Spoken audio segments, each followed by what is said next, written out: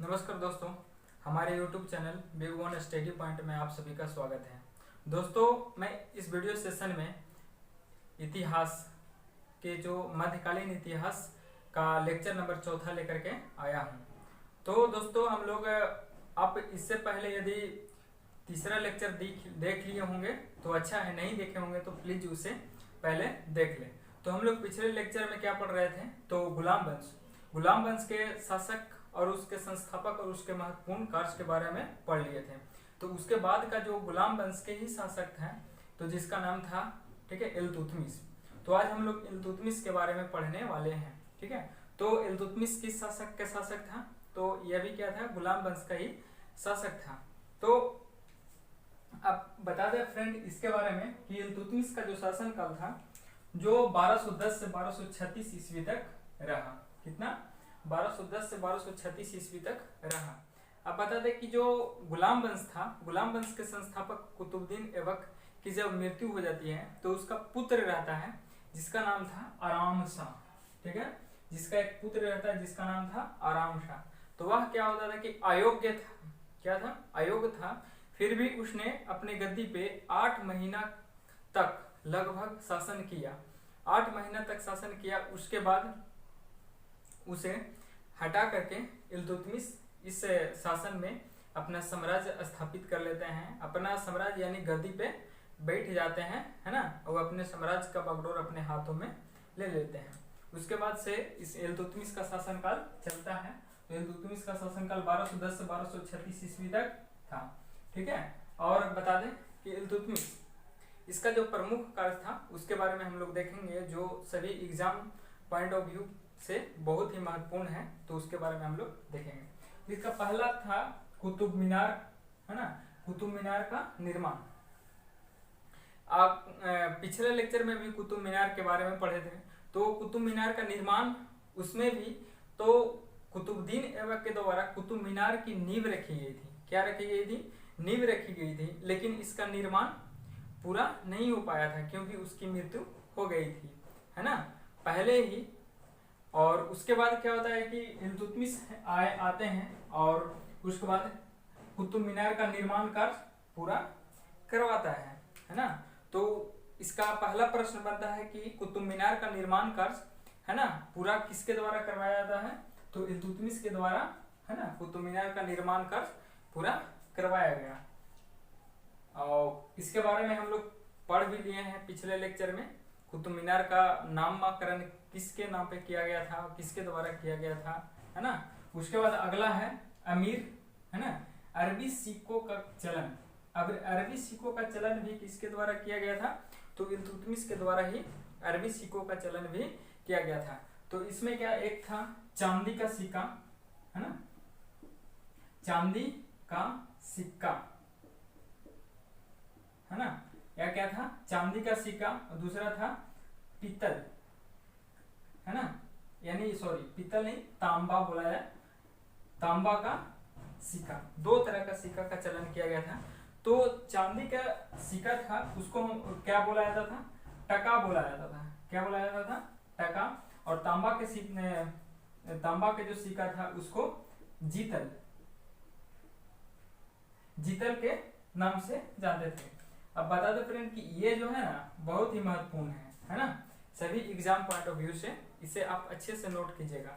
अगला कार्य है इसका इक्ता प्रणाली, ठीक है, चलाई। तो इल्तुतमिश के द्वारा इक्ता प्रणाली का भी चलन किया गया था। इसमें क्या होता है, आप बोलिएगा कि ये क्या है? तो इक्ता प्रणाली में क्या होता था कि जो उसके साम्राज्य में सैनिक लोग रहते थे, है ना, और गैर सैनिक लोग रहते थे, है ना, तो उन लोगों को क्या करता था कि वेतन के बदले जमीन दिया जाता था, ठीक है। वेतन के बदले क्या दिया जाता था? जमीन दिया जाता था, है ना, भूमि। और भूमि के इक्ता, और है ना, और जो भूमि दिया जाता था तो भूमि को इक्ता बोला जाता था, और जो लेने वाला रहता था उसको इक्तादारी, यानी जिसे भूमि प्रदान किया जा रहा था इक्तेदारी कहलाता था, है ना। तो इससे रिलेटेड है इक्ता, भूमि देने भूमि को, और इसको बोलते थे इक्तादारी। जो भूमि लेता था उसको एकता और इक्तेदारी के नाम से जानते थे। अगला कार्य है इसका, ठीक है, चहलगानी का गठन। अब बोलिए कि ये क्या चक्कर है चहलगानी, इसका मतलब, तो चहलगानी का मतलब होता है ना, यह 40 सरदारों का समूह था, है ना, यानी इल्तुतमिश के गुलाम थे, सरदार लोग क्या थे, गुलाम थे, तो उसमें से 40 को क्या एक समूह बनाया जाता था और उसी को क्या नाम दिया गया, चहलगानी दिया। इसको स्पेशल कोटा दिया जाता था, जैसे अभी बोला है कमेटी, और उसमें भी स्पेशल कमेटी बनाया जाता है ना, तो उस तरह से क्या किया जाता था कि इसको चहलगानी कहा जाता था। तो वही गठन जो समूह गठन किया गया उसको हम क्या कहते थे, चहलगानी कहा जाता था।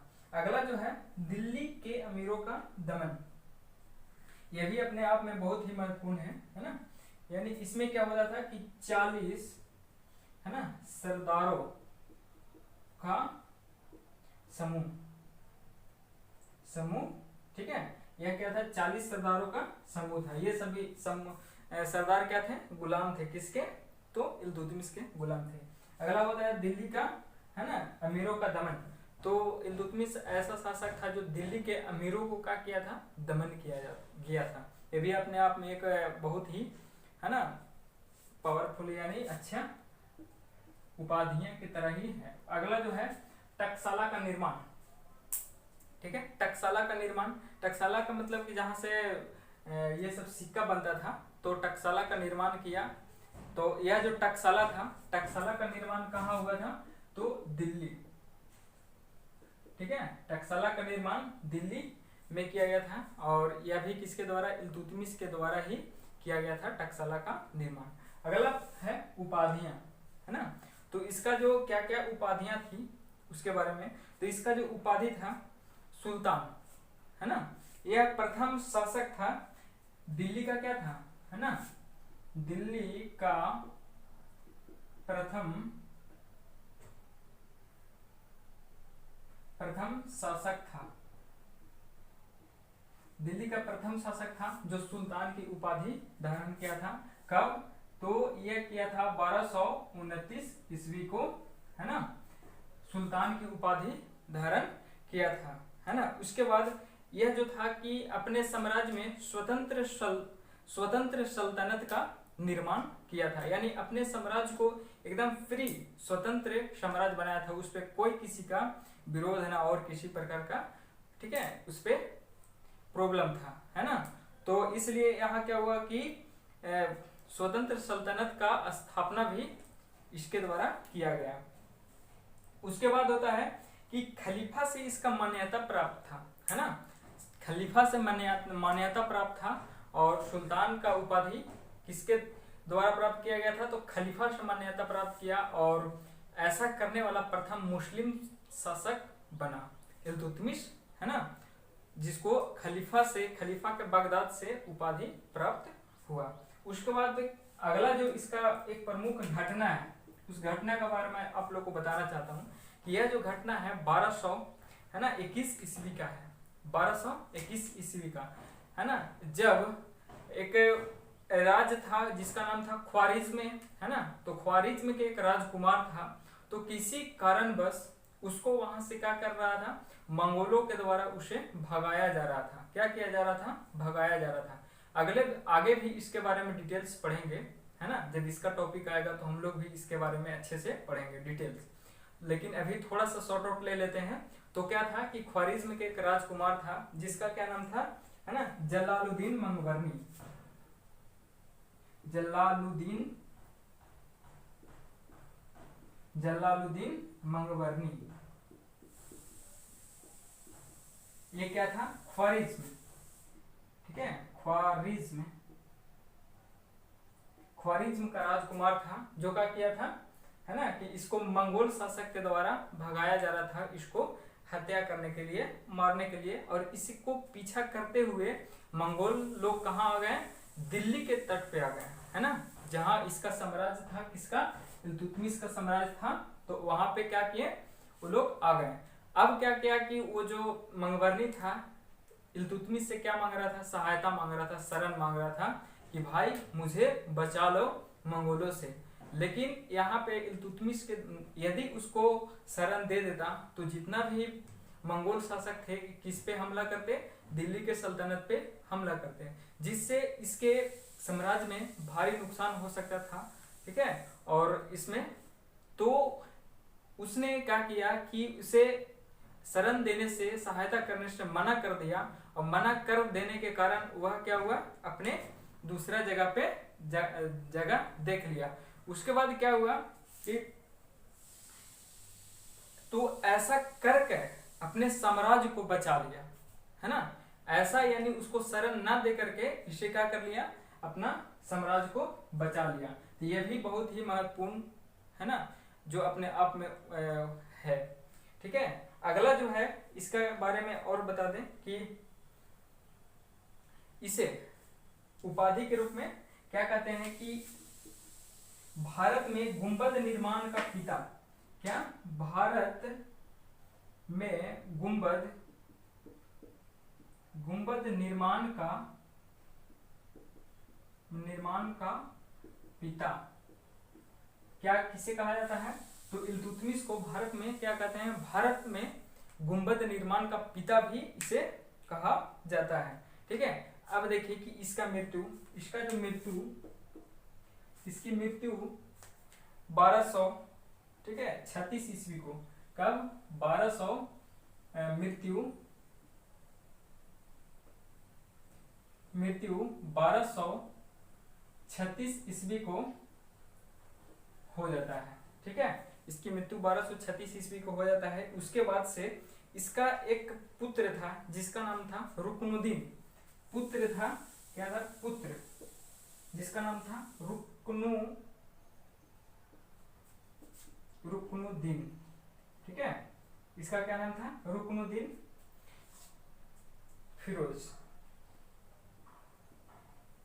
इसका पुत्र था जिसका नाम था रुकनुद्दीन फिरोज।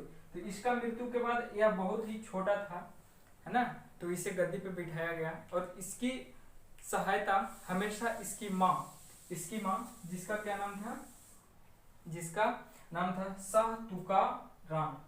ठीक है, शाह तुका राम। ठीक है, शाह तुका राम इसका क्या थी, है ना, शाह तुका राम इसकी माँ थी, है ना, माँ थी, जो इसको हमेशा, है ना, जब तक ये गद्दी पर बैठा रहा इसकी माँ हमेशा सहायता करती रही। और इसकी माँ जो थी शाह तुका राम, अपने गद्दी के लालच में यह अभद्र व्यवहार करने लगी, है ना, जो उसके साम्राज्य के लोगों को पसंद नहीं था और उससे काफी लोगों को अच्छा नहीं लगता था। इसलिए क्या किया कि तुर्क के जो अमीर लोग थे उसका एक पुत्री थी जिसका नाम था, ठीक है, जिसका नाम था, क्या नाम था, रजिया सुल्तान। उसका पुत्री थी जिसका नाम था रजिया सुल्तान। तो उसे क्या कर दिया गया, उसे गद्दी पे बिठाया दिया गया, उसे हटा करके। ठीक है फ्रेंड, तो जितना भी प्रश्न बन सकता था सभी मैं इस वीडियो में बताया हूँ। और कैसा लगा हो, यदि वीडियो में किसी भी तरह का प्रॉब्लम हो या आप वीडियो को और भी सुधार चाहते हैं, है ना, या तो आप कमेंट बॉक्स में जरूर सजेस्ट कर सकते हैं, कमेंट कर सकते हैं और बता सकते हैं कमेंट के थ्रू। और हमारे, ठीक है, चैनल को विजिट कीजिए, देखिए, इससे आपको गारंटी ही, है ना, 100% सफलता मिलेगा ही और लाभ भी मिलेगा। और हमारे चैनल को सब्सक्राइब, लाइक भी करें। तो ठीक है, आज के लिए इतना ही, थैंक यू।